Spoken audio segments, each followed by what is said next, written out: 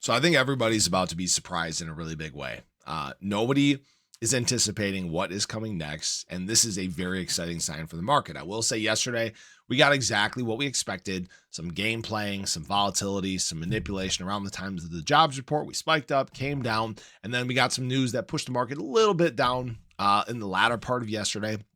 But what we're seeing right now behind the scenes that can actually be watched is a very good sign, because this is historically what leads us on these next runs in the market. We're going to talk about that as well as a few other things in this video. So if you guys are new or haven't already, make sure you hit that subscribe button down below, hit that bell. It's free to do. It'll keep you updated anytime there's new content live here on the channel. So looking at ADA in general, I would have loved to have stayed above this 200-day moving average. We were there yesterday. We were looking pretty good. Of course, we got our jobs report. We got our nice little pop to the upside here, a couple green candles. We got almost a 2% candle on the hourly leading up to this. And then we got a 0.5% green candle on the hour following it. And then, of course, we got the drop off, the manipulation in the market. Go figure. That's not surprising. This is exactly what we talked about.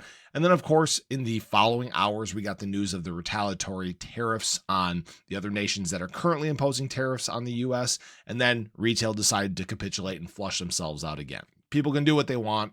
It doesn't seem like a very smart thing to do right now. And I'll talk about why that is in just a moment. But, it's just kind of a continuation of what we've been seeing here. And what I'll say is we need to watch 65-cent support. This is a very important range if ADA does continue to work its way to the downside. I'm not totally convinced that we do, and I want to show you why in just a second here, but that is really a focal range I would watch. Now, in terms of BTC has been basically the anchor that keeps dragging the market down, just keeps dragging the market down, right? We've kind of been stuck, all right? Retail sentiment has been dog crap, for lack of a better term. And if you haven't noticed, BTC has actually been kind of flattening out here. And this is actually a good sign for the market. We need BTC to flatten out. We need it to slow down. We need to start to see it slowly but surely work its way back to the upside. Now, obviously, we're in a weekend. Weekends as of late have sucked.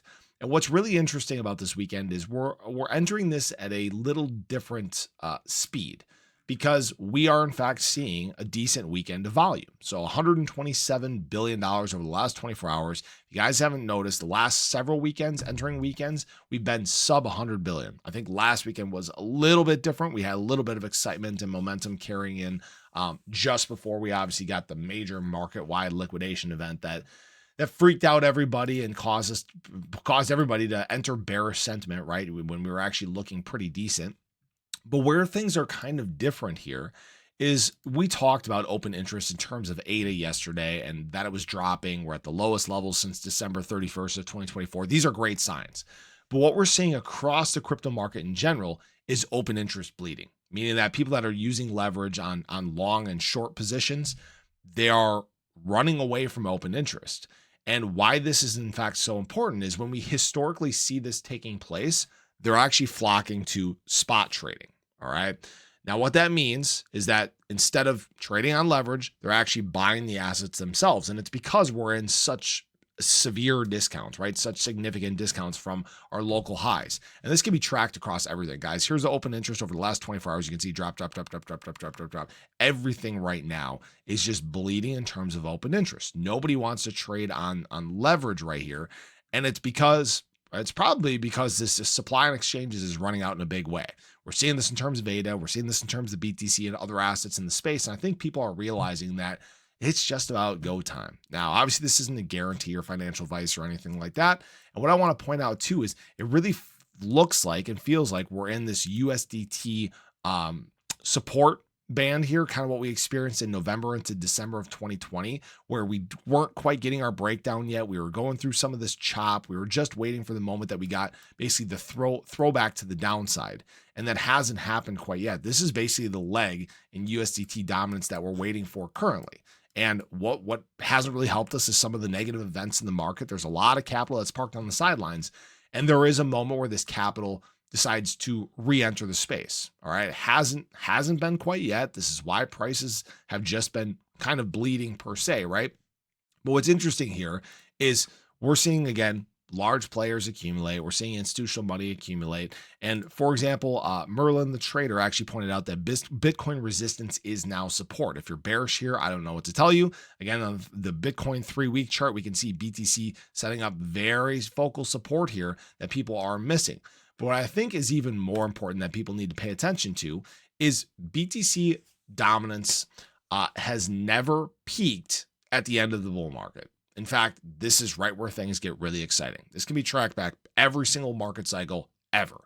And guys, BTC dominance right now is incredibly high. Some people keep saying, oh, that's not a good sign. Guys, that gives us more room to drop. All right. Now we have started today on a red candle, and that's obviously because BTC has bled. Unfortunately, alts have bled with it.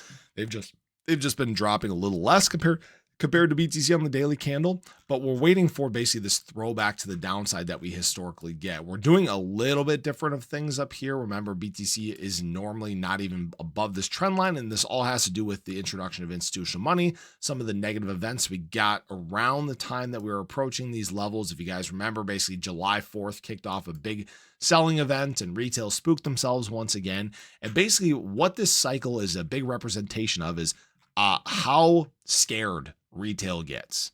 And it's kind of wild to me. Like we talked about yesterday, we're entering some pretty exciting times in the crypto market, a pretty big embrace. And people seem to forget that. They just, they'll sit and scream, oh my gosh, the market cycle's over. We're falling into a bear market. Yet nothing is indicating that. If you're referencing a 60% drop in price, for most assets in the space right now from their local highs, guys, that's not an uncommon thing, right? I think the sooner that people realize that, the better.